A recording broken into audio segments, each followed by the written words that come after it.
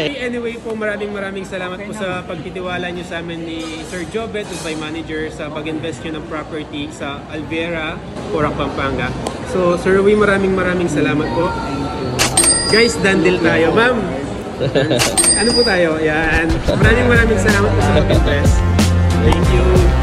Hi guys, welcome back to my daily vlog, and of course, Tito James is back! So, tagal natin hindi nakapag-vlog, ngayon lang tayo mag-vlog. So of course, ang iba-vlog natin ngayon, meron akong isang client guys na bumibili ng property sa Ayala.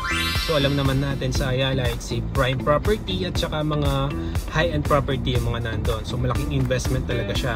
So alam naman natin yung mga client na ganito is very specific sila when it comes sa details kasi nga malaking property yung ini-invest nila. So papunta ako ngayon sa Soler.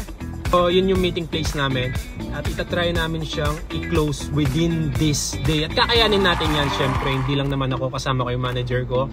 On the way na sila. Guys, nandito na ako ngayon sa Soler. Ito yung meet-up place namin ng client ko. And of course, dala ko na rin yung mga documents and requirements na possible niya pirmahan just in case na ma-close yung deal namin.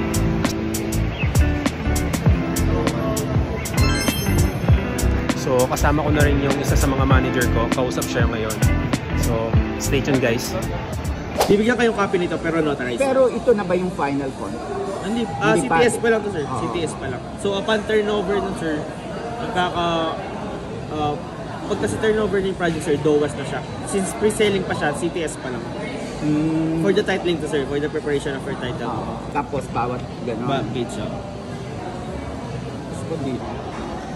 Doon, parang wala.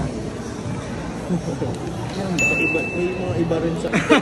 Property na naman yung na-sold natin. And of course, na-sold natin itong property na to. Si client is nag-invest siya ng property, residential lot at Alvera, Porac, Pampanga. So, ito si Sir Rui.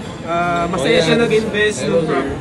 Masaya siya nag-invest ng property at nakapag-sign na rin ng docs. At kasama niya po si Ma'am. So, anyway po, maraming salamat po sa pagtitiwala nyo sa amin ni Sir Jobet, who's my manager, sa pag-invest nyo ng property sa Alvera, Porac, Pampanga.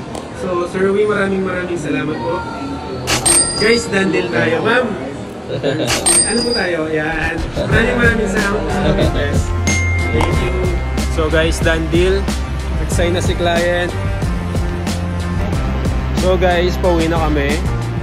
Done deal tayo. Sabi ko naman sa inyo, magaling yung manager ko eh. So nakapag-sign na si client ng mga documents and reservation at all.